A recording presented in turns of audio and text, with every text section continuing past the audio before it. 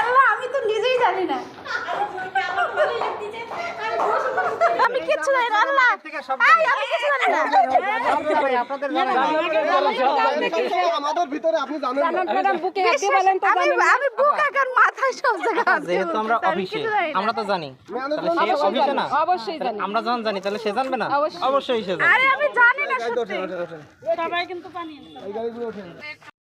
Hello guys, আসসালামু আলাইকুম। কি খুব এলোমেলো লাগছে তাই না? ভিডিওটার প্রথমে দেখে বুঝতে পারছেন না আপনারা যে আসলে কি হচ্ছে সেটা হচ্ছে সবাই আমাকে দোষারোপ করছে কোনো একটা কারণে।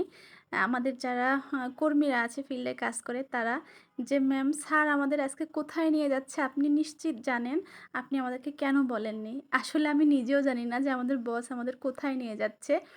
যদিও সব কিছু শেয়ার করে বা অফিসে কি প্রোগ্রাম চলছে অফিসের মধ্যে আমার তো জানার কথা, কিন্তু আসলে আমাকেও বসরা বুঝতে দেয় নাই যে কি হচ্ছে, কর্মীদের কোথায় নিয়ে যাবে।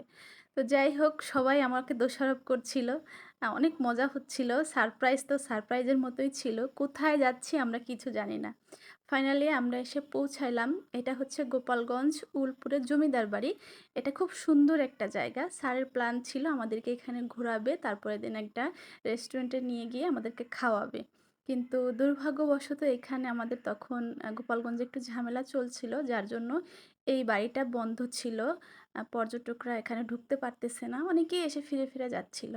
তো আমরাও এত সুন্দর একটা জায়গা ভিতরে ঢুকতে পারি নাই। একটু মন খারাপ ছিল। কিন্তু স্যার বলল, "টেনশন নাই, নেক্সট ডে আমি সবাইকে এখানে নিয়ে আসবো।" তারপরে আবার আমরা গাড়িতে উঠলাম। আর গাড়িতে অনেক রকমের মজা হচ্ছিল, কথা হচ্ছিল, গান হচ্ছিল। আ আর সারপ্রাইজ তো সারপ্রাইজ যেমন ছিল, খুব এনজয় করছি মোট কথা। তারপরে আবার বস আমাদের কোথায় নিয়ে যাচ্ছে জানি না। তারপরে কিছু দূর আসার পরে দেখলাম এটা হচ্ছে কাচ্চি ডাইন, গোপালগঞ্জের মধ্যেই। এখানে কখনো আসা হয় নাই। ভীষণ সুন্দর রেস্টুরেন্টটা। এখানে নিয়ে আসছে যে মিটিং করবে আর হচ্ছে সবাইকে খাওয়াবে স্যার। এই যে কাচ্চি ডাইন। তো আমরা সবাই ভিতরে গেলাম। আর এই যে জায়গাটা অনেক সুন্দর। আমি বেশ কয়েকদিন ছবি আপলোড করতেছি, ভিডিও আপনারা দেখছেন। আসলে ওই দিনই মাইলস্টোনের যে একটা অনাকাঙ্ক্ষিত ঘটনা ঘটছিল, যার কারণে আর এইসব ছবি ভিডিও শেয়ার করার মুডে ছিলাম না। উচিতও মনে করি নাই, ভালো লাগে নাই। এই যে এতদিন পরে এখন শেয়ার করলাম সবার সাথে। তো আমরা পুরো রেস্টুরেন্টটা ঘুরে ঘুরে দেখছি সবাই মিলে। আর কি যে মজা করেছি, কি যে এনজয় করেছি বলে বোঝাতে পারবো না। এখানে আমাদের সবাই যারা অন্যান্য ম্যামরা ছিল, স্যাররা সবাই ছিল।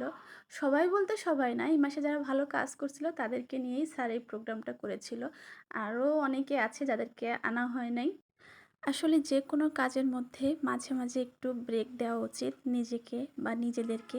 সবাই মিলে একটু সুন্দর টাইম স্পেন্ড করলে কাজের এনার্জি যেমন বেড়ে যায়, তেমন মন মানসিকতাও অনেক ফ্রেশ হয়ে যায়। তাই মাঝে মাঝে নিজেকে একটু রিফ্রেশ করার দরকার আছে, আমি মনে করি।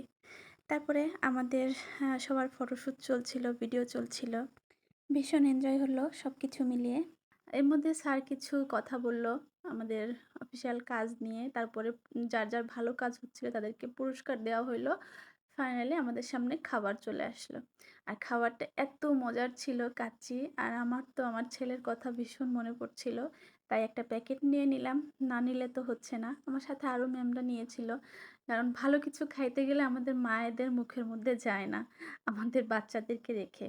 তো এই তো আবার চলে আসলাম অফিসে। সবাই চলে গেছে যার যার বাসায়, রাস্তায় নেমে যার যেখানে বাসা সেখানে নেমে গেছে। কিন্তু আমার তো অফিস আছে। আমি একা একা অফিসে চলে আসলাম, বসরা আসছে। তো কেমন লাগলো আজকে ভিডিওটা? আমরা ভীষণ এনজয় করেছি। আর চেষ্টা করেছি আপনাদের সাথে একটু শেয়ার করার সুন্দর মুহূর্তটা। সবাই ভালো থাকবেন, সুস্থ থাকবেন। আল্লাহ হাফেজ।